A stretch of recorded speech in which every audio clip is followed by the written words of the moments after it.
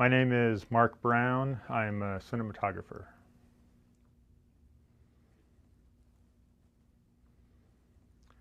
I recently shot a women's rights video, and I also worked on many political spots over this last election cycle. I'm currently in the middle of shooting an indie feature film called Dropkick, which is about women's rugby. And I recently shot some of the footage for a documentary about an artist named Bob Waldmeyer, who spent most of his life living out of his VW microbus while he traveled up and down Route 66 across the country, illustrating the people and places that he saw.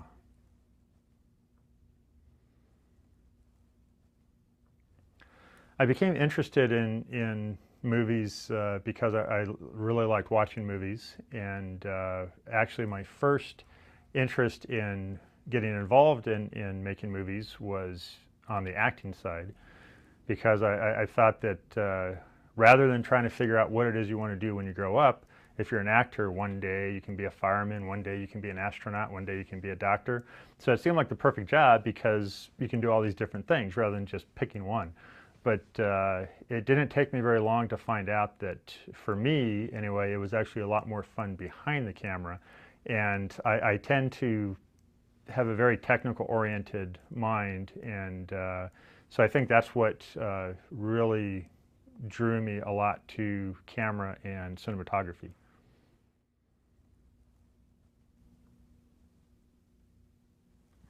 It took me a while to break into this business, and certainly persistence is an important element of being able to get there and get to that point. If you get discouraged easily, then you're probably not going to want to continue on, because you get a lot of rejection and people tell you no again and again, and don't want to hire you and whatnot. And really, when I got hired on my first feature film after trying to get into the business for a couple of years, that was really the marker for me, indicating that, okay, I've actually crossed the line now, crossed the threshold, and entered through the doorway. I think some of the most important skills that a good cinematographer needs is the ability to communicate well. A big part of cinematography is getting the director's vision on film.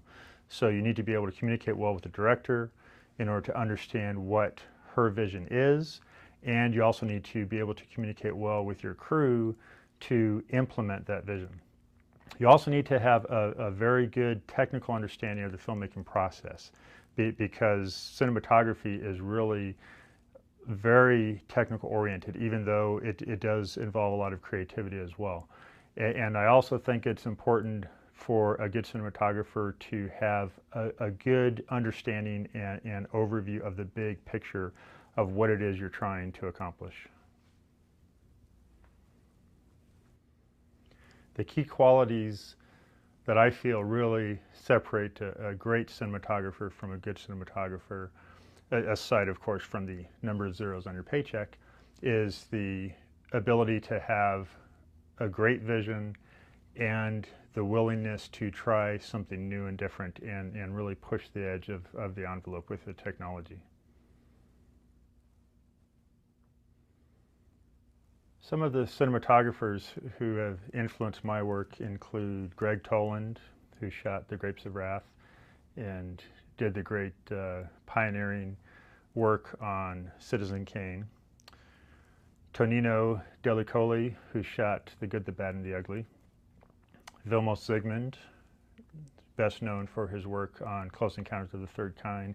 And I love his extensive use of natural light in both that movie and Deliverance. And Derek Van Lint, best known for his work on Alien, I think really gave us a new twist on science fiction movies and space movies. And of course, John Alcott, best known for his work on The Shining and, of course, A Clockwork Orange.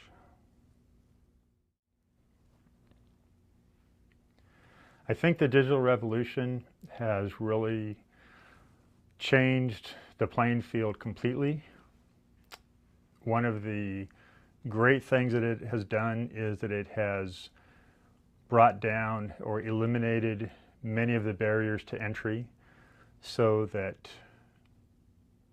the masses, the general ordinary people, have access to movie making as a way to express themselves and tell their stories. And I think that's great because really the more opportunities that people have to express themselves and to communicate, the better it brings our society together.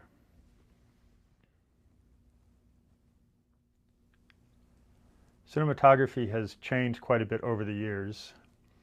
When I first started in this business, virtually all feature films and primetime television shows were shot on 35mm film. And that's very different today. You still need to understand lenses, you need a good grasp of lighting design, and you need to have a good understanding of camera movement. And all those elements are not going to change as the tools change. Those are skill sets which are going to be consistently useful to a cinematographer no matter what happens to the camera technology, no matter what happens to the lighting technology. And so even though the tools have been changing a lot, and many people, rightly so, say it's a totally different ballgame, well, yes and no. Some of the things I see in the future for cinematography with the changing technological landscape is I think you're going to see a lot more movies that are shot the way Sin City was shot, where you have all virtual sets, everything shot on a green screen or whatever other new composite technology comes along. But I also think we're going to reach a point where we're going to see lots of movies as the computer technology increases. We're going to see lots of movies where, like in the movie Avatar and some other movies, you're going to have computer generated characters on screen, but the computer technology is going to get so good that they will be virtually indistinguishable from real human live actors. And so we're going to see more and more movies that are created entirely in a computerized environment rather than shot out in the world. However, I think that both filmmakers and audiences are going to continue to have a taste for real live action movies for a long time to come, even as the technology gets better and better for this computer generated movie generation.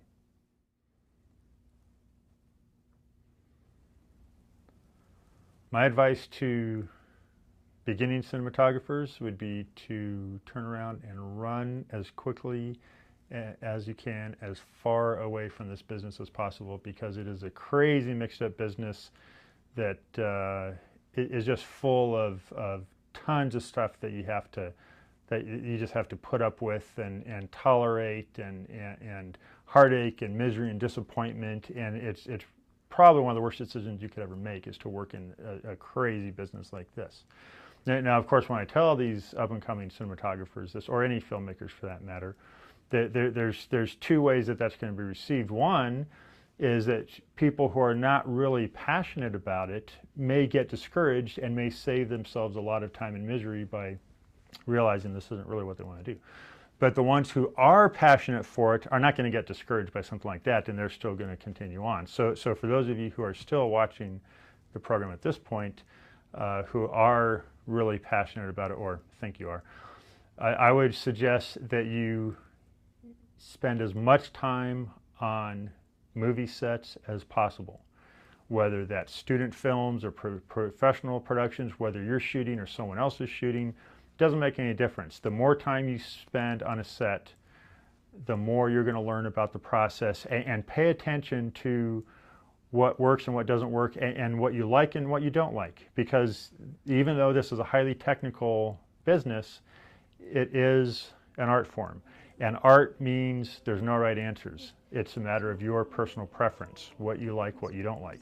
So if you're on a set and you're watching a cinematographer set lights and set up camera angles, and you see the picture that they're getting, and you like it, pay attention to how they got it, but also pay close attention if you don't like what you see, so that you know what you don't want to do. And again, it's not right or wrong, but it's a matter of finding your own style that you're comfortable with. Also, and I hope I don't get in trouble from your instructor for this, but if you're really passionate about going to film school, don't go to film school in Arizona. Go someplace like USC, UCLA.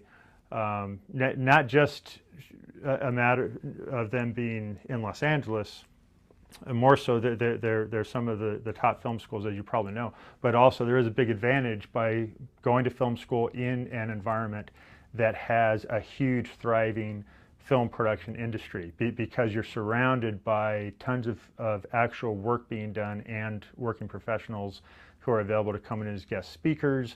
You can go out to the movie studios and see how the big shows are really doing it, and that's an experience that you're not going to get if you're strictly taking film school in Arizona. So one option for you, if you currently can't afford to go to an out-of-state school or whatever, you can take your film school at wherever you happen to be, and then perhaps try to go to grad school someplace like AFI, and that could really be a good double-edged way to take advantage of your education.